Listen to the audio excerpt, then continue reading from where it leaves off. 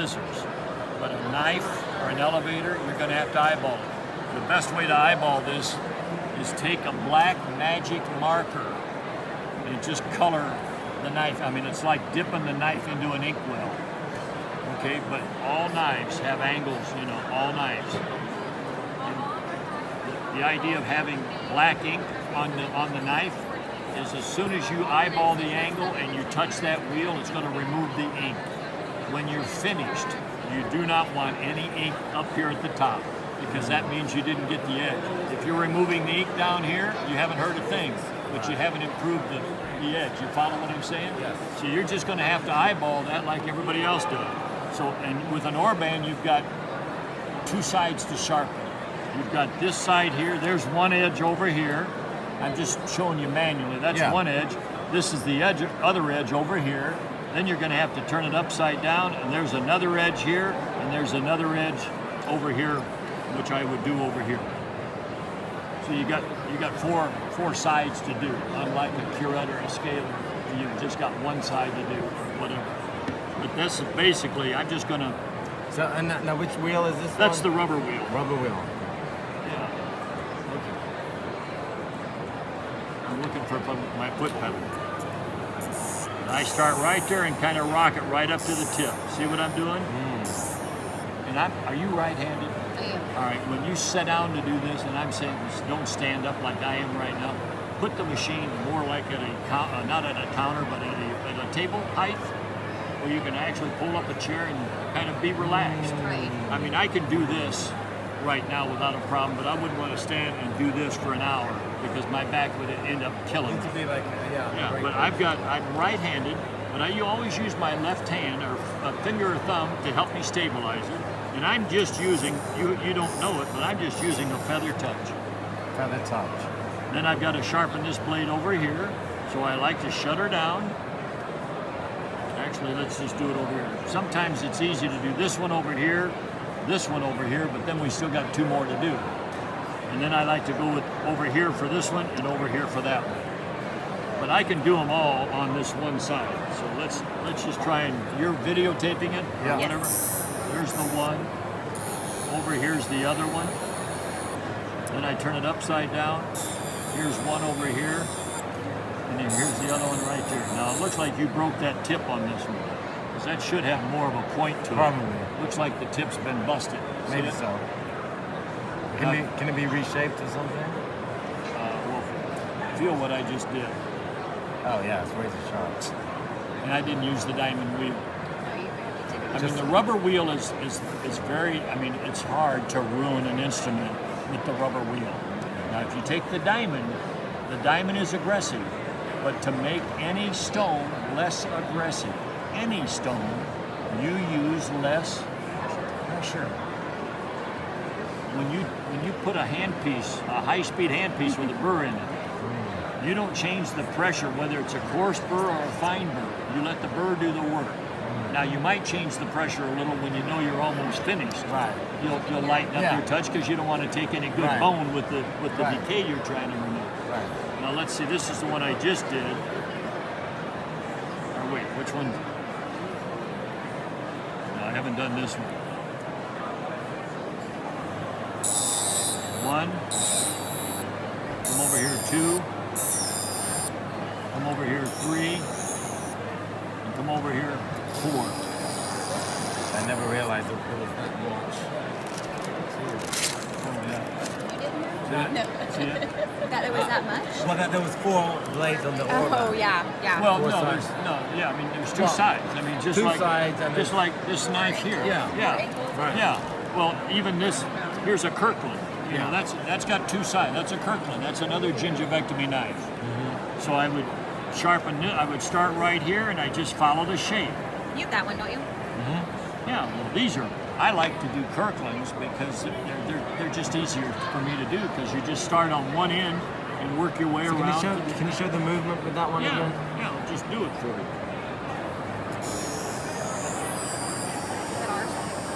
See, right now I'm doing this one. See it, Doc? Right now I'm doing the other one, and there's the other one. I just follow it all the way around it. And then I turn it upside down. And I just follow the shape, just like this. Okay. Huh. Okay. They're not that. Use them when you're doing knives for him initially. Use the magic marker because that black ink will, if you're using like a black felt tip pen, it'll come off with the cleaner. It'll come off in your autoclave. It'll come off, but it shows you where you're hitting in relationship to the stone. Okay. And most people, if they have a problem with a knife, they hold it too flat, and they're not getting out to the very edge. Then you'd be able to tell with the magic marker. The magic marker, as soon as you touch the wheel, it's going to remove the ink. But if you still see ink at the tip, that means you have to raise your angle up just a minute amount. Sometimes I couldn't see. That's yours. That's not mine. That's yours. This is mine. The elevators, hey, I can teach No, you. this is not an elevator here. This is a luxator. Luxator, all right. Luxator's elevator, same way. Is this the one that Alicia? No. Well, no, I yeah, did that one's like coming. That one's coming. All right. We never had to fix that one. No, that was the easy Is one. that in the? Any elevator or luxator, you're going to sharpen it on the back. On the back. You never go in here. Ah. Don't do in there. If you remove metal from in here, you make that luxator even thinner. When you make an instrument thinner, you automatically make it weaker, and the tips will bend and break. Right. If you sharpen it on the back side, all you do over time is make it shorter. You never make it weaker. That's right. A lot of doctors and hygienists will try to sharpen the face, and when they do, they weaken it, and the next thing you know, you go to use it, and it either bends or the tip breaks off. Then when it breaks, what do? You have to buy another one. So all you do, watch this one. Because I actually put this button push and then it started a new one. No, but it started a new one. Does the other one save? Well, I think you're putting one up pretty saving. No, the time was going. It was like 5 minutes. Oh, yeah. So it'll save it? Yeah. Okay. Here's what we do here. Now we're going to lay it flat. But all three of you can see better than I can that I'm not on the very tip right now. There's a little bit of a space between that tip and that stone. Follow me? Yeah. So you just, once I see the tip is making contact, And then it's okay. there's your angle right there. Can you see where there's a little, where's my business card here? Can you see where I can slide my card underneath? Whoops. See how I can slide my card under there? When you pull your card, when you pull that instrument off the card, there's your angle right there. Now you just hold this, and these you should be able to do in 5 seconds. Start right there and roll it like that, roll it like that, and roll it like that. That's it. Nice. Now take, see there? See what it's doing? If it was dull, you know what happened if I did that if it was dull? You're a hygienist, right? Yeah. You know what a dull edge does on a test stick, it just slides. Yeah. If that thing is sharp, and you can see that thing is, we love to do these in our factory. In fact, guys that have sharpening services that use my machine, I talked to a guy here the other day, he gets $15 to do one of these. He said, I can do them for the doctor in 10 seconds. He's using my machine. And I know it because we have a service. But that's why I just sold an oral surgeon my machine, and he said, I've got a box full of these. I got a box full of scissors that I've had for 25 years. The box just gets more every year. We add more to it because nobody knows how to sharpen. You can feel that just with your skin. Now you try one. Feel this one here, Alicia. Just run your thumb across it. You can feel the edge.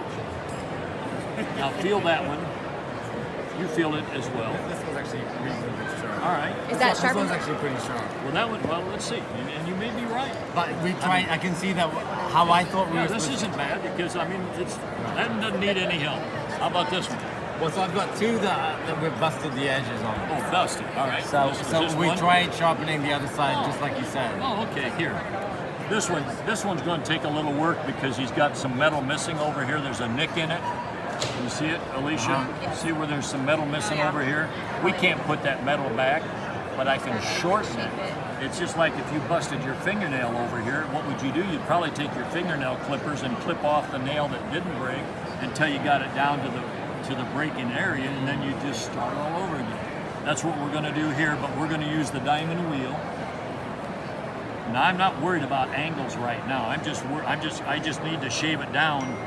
I've got to come down that far, which won't take long with this diamond wheel. I'm just going to do it a few times, and you're going to see here in a second. Can you see where I've already shortened it a little bit? I'm still not down to the fracture. to make the diamond wheel less aggressive, it's got the same diamond all the way across it. But if you want to be less aggressive, besides less pressure, use the center of the wheel instead of the outside of the wheel. It's going slower. It's slower. It's what, when a baseball player is at the plate and he wants to hit a home run, does he hit it where he's holding the handle? No, he's hitting it out here because that's where all the power is, all the speed. So use the diamond wheel in the center and it'll do less damage.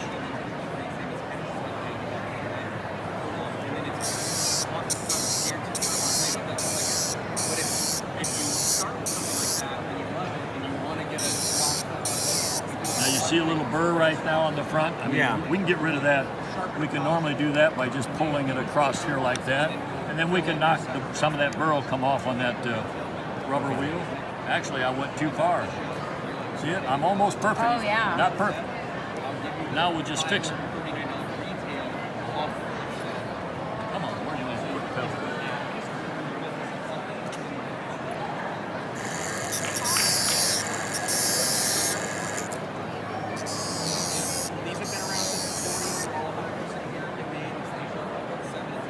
How does that look? I mean, look at under the light. I mean, do you see that nick anymore? No. There's a little burr I can see, which I'm going to knock off here in a second, right up there. Uh-huh. I think there's a little burr right there. Yeah, with these instruments, I think, it's like I have to take off a little bit of the back. As you sharpen any elevator or luxator, I mean, they all have angles. Yes, you're right. So as you shorten it, as you shorten an elevator or a luxator, the backside starts getting a little thicker. That's what you're talking about. That's when you here's an elevator. If it's got too big of a hump back there, you don't worry about sharpening the edge. You just lay it flat. That's what I was just thinking. And you get rid of the hump. Just like I'm doing on my elevator right there. I just put a new bevel on the backside. Right. You can do the same. That would take you 5 seconds to get rid of that little hump, because the thinner the luxator is, there's less resistance that it's causing when he goes up the root or down the root. And the same with an elevator. Okay, so Is that one done? well, this one isn't. it's not done. So can you just show, like, thin out, remove the hump like you just said. Remove the hump. Show me the angle. All right, look at the back side right now. Just look at the back. And I'm going to show you how to get rid of that little hump he's talking about.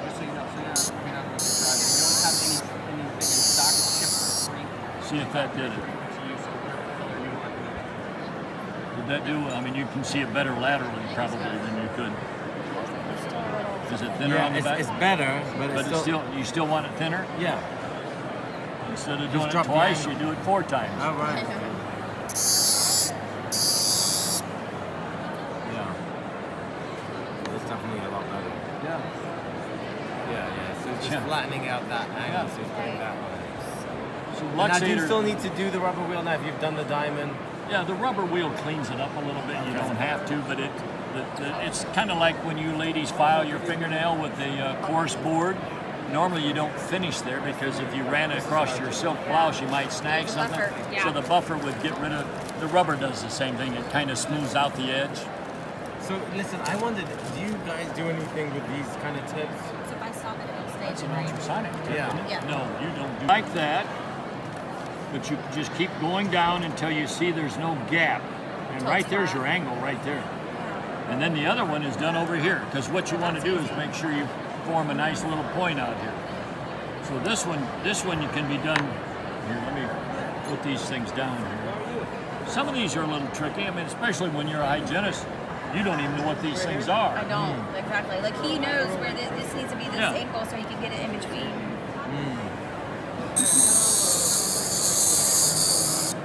And then this one is coming over here.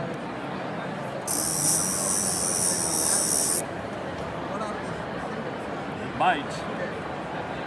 It bites. Yeah, that's it. So I Don't didn't worry realize about that this don't worry about the little damage you did here. No, I mean, that's that's all. That's just cosmetic. No patient's going to see that. No, yeah. And as long as it's clean or sterile. No, yeah, I'm And not your worried tooth about comes out. Exactly. But see, I didn't realize with this that there's 2 sides like that. Yeah. Well, you want to sharpen this bevel here, which somebody's already tried. I Yeah. can see some facial marks there, and you and do the underneath. You never sharpen the face. Right. There's one side. Here's the other side. That's it. This whole thing, 16. Root tip pick. I know, he makes it look so easy. Root tip pick. You start at the back and rock it right up to the tip.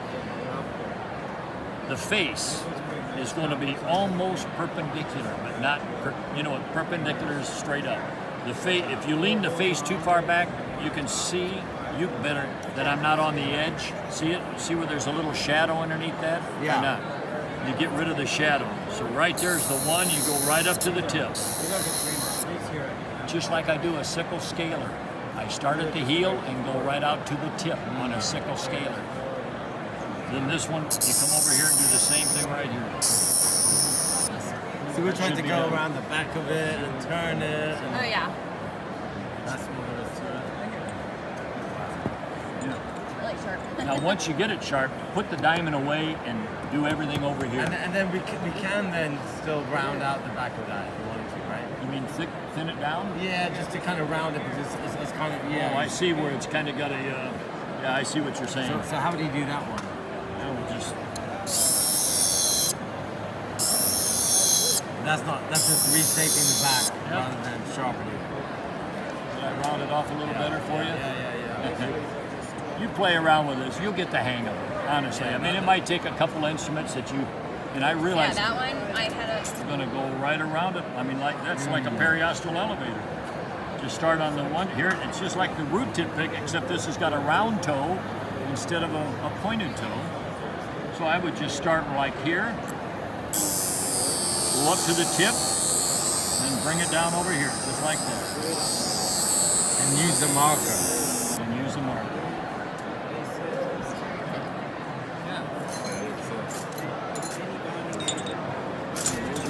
That's yours. Malt, Pritchard, and Pritchard Curette. Okay. Yeah, so yeah, these ones specifically. All right. What you do here, gals? All we're interested here is that little flat chisel there. So what you do on that chisel is tell me when I'm on the tip. You can see how the edge is pointed up towards my light. I should be right on the money right there. Now I'm going to use the center of the wheel. Now I mean it's not bad, but feel it now and then feel it in about 2 seconds. Just run it's a back action hoe. So,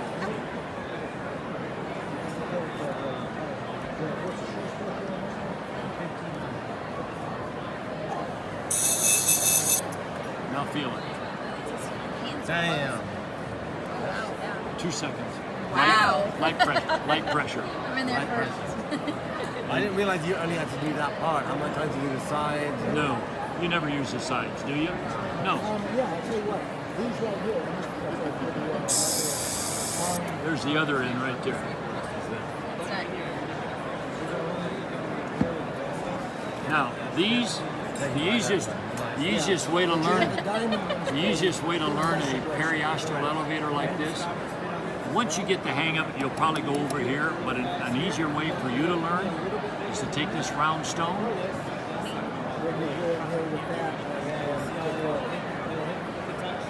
We're going to take the face. It's just like a slight open face. Not too much of an opening or else you won't sharpen the edge. You follow it? So I'm almost perpendicular, but I'm not. It's slightly open. And I'm going to do half of it like this. I've got both hands resting right here. I do half like this. Then I'm going to turn it over and lean it a little bit this way and do half like that. And I want to make sure I'm going all the way around the tip. Where's my... looking for my fingernail. My little test stick. Oh. Oh, It was it right here? yeah, there it is. Thank you. It's already done. Wow. And this is slower than that. And we didn't take but 15 seconds to do it over here. Now, once you get the hang of it over here, a lot of the professional sharpeners, I guess I'm included in that statement, and the guys that use my machine around the world that sharpen for a living, they normally just do the same thing here. They see the angle's the same here, here or here, and all they do is they just, oops, they start right here, go up to the tip, go around the tip like this, and then just roll it over and come over here, and slightly open it the other way, so you never, if you go into the face, you're going to dull it. That's done already. And these, the easiest way to do these little this looks like a 2-4. These are really kind of tricky, the way the spoon is bent a little bit. The easiest way is the same way I did it over here. So the face is slightly open. I go halfway around it like that, just halfway. Then I turn it over, lean it towards you a little bit, go halfway around it.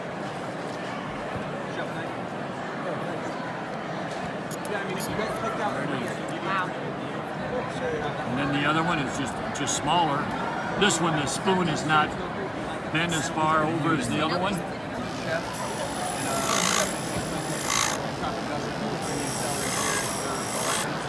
And I don't spend more than 5 or 6 seconds, gals. I mean, this one's duller. I mean, a lot duller. You must use this end more than you do the other end.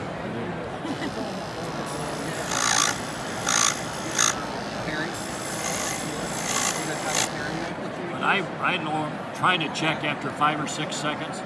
It's still duller than dull. My stone is getting dirty.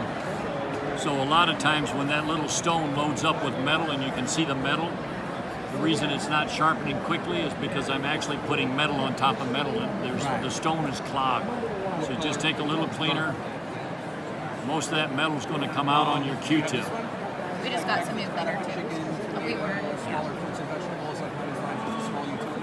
Just throwing this out there. If you did something like this and that one, this is 136, this is 137. So either one with the salmon knife, we call it maybe a 250, but I could give you like a $75 knife for free. So this would fit into that category. The spatula spreader, which is flexible, let that knife is super sharp, just like the rest of the bagels for your cheese, like your cake, brownies, like that. Do that. This. There it goes. Now that one, was that one was really dull. It was really dull. There is, I always tell the doctor, and I always love to tell the hygienist the same thing. There's always advantages of using dull instruments on every patient. There's advantages, but you don't know what it is. At the end of the day, you don't have to go to the gym for a workout because your 10 patients already paid for your workout. That's why he's got biceps. You know, when he's trying to take out a tooth with a dull elevator, Right. he's cranking down. I've had the privilege of being in offices and seeing doctors do surgery. I've been in dental offices and veterinary offices where they're doing small animal dentistry. And I've seen doctors almost where their veins, I mean, they were using so much torque, you could see their veins and their muscles just, I mean, and I'm thinking, boy, you can almost hear the jawbones almost cracking. Yeah. But if they're sharp, That's perfect. you're right, because it's not a Gracie. So we're going to line up that Pritchard parallel to that line right there where the U is. See it? We'll do that side like that, and then we'll flip it over and line up that same shaft to the lower line over here. I mean, it's a universal curette. You know what? We don't have this part, do we? Yeah, we do. Did you order it? Oh yeah. No, it was in there. Yeah, it was in there. The U is for all curettes and scalers except the Gracie. Because the Gracie, as you know, is the only one that doesn't have 2 edges on each end of it. It's only got 1 edge on each end. And if you are right-handed ladies, you'll use this side. It's the Gracie in the How many instruments we got from the factory?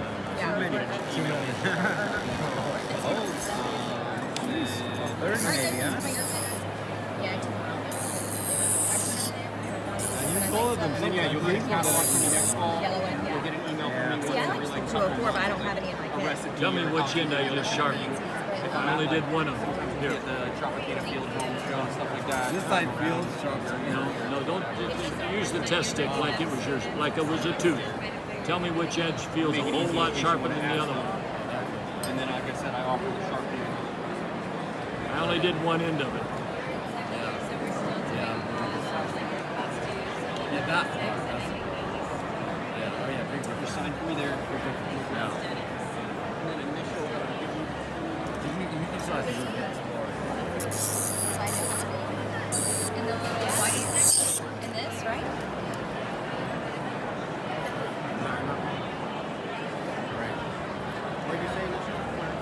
Just Glad I didn't pay for a manicure the other day. Oh, Explorers? Bag or you want? Explorer. Here, take that round stone. Give that Explorer to Alicia. They won't. What are we trying to sharpen? What are we trying to do on an Explorer? Sharpen what? Just the point. We don't worry about back here. It's just the very tip, because that's your money finder. Here's my card too. Put your both hands right. You're right-handed? Yes. Rest them both right there. Okay. Let's start off by holding that parallel to that stone. Okay. And then if we're only sharpening the tip, all we have to do is give it a little bit of an angle. If we come up too high, we're going to dull the needle. Okay. Remember that all it is a needle. Right. So just a slight angle. Take that finger, Yeah. and put it right there. And when I hit the foot pedal, I want you to take and move the tip towards me and then move it around to the front of the stone. Okay, do With I a still have the light right pressure. angle? Pardon? Do I still have the right angle? Yeah, you're right Okay. there. And I'll help you a little bit with your movement. We're going to start right there, go around the back, bring it around to the front. Yep. And then we're going to shut it off. We're going to point it in the other direction and do the same thing. We want to make sure we're going all the way around it. Perfect. Perfect. Yeah, that should be sharper already. 5 seconds, it should be a brand new needle.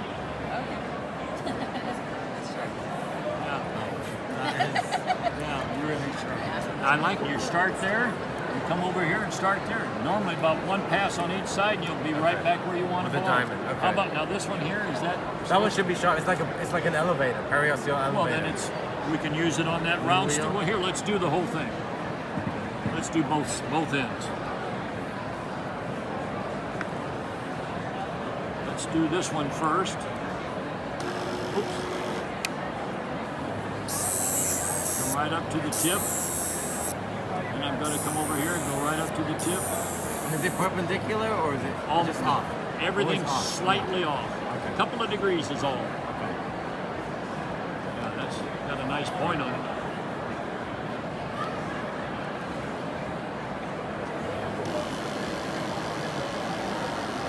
This is just like we did that other periostal elevator. It was slightly open. We'll do half of it like this, half. Then we slightly open it in the other direction and do the other half like that. We should be done.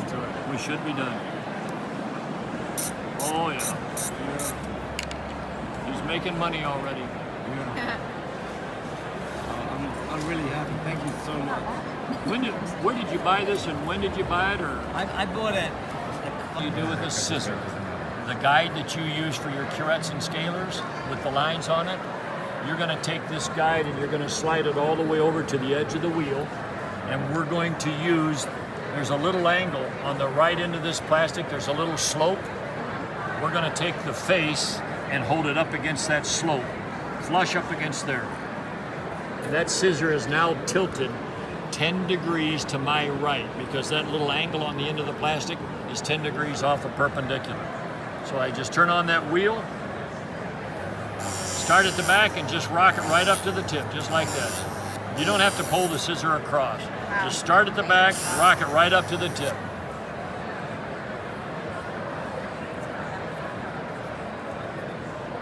Now this one is serrated. Don't do anything to the serrated one. Now when this, sooner or later, it takes two edges to what do you use this? To cut tissue or sutures, or what do you use? I use that for sutures. It probably is a tissue one. Let's see if it cuts my hair. Yeah, see that hair right there? See it? You see what I'm doing? It's cutting that hair. So don't go any farther. But eventually, when it doesn't cut, I mean, it takes two edges to shear. When this one, when it doesn't cut anymore, send it back to RX Honing. Don't send it to Ufridi. Ufridi will give you $20 credit on a $170 pair of scissors. You send it back to me, I'll sharpen this blade and I'll reserrate the other blade. Ah. I'll put new teeth in it, Oh, got it. and I charge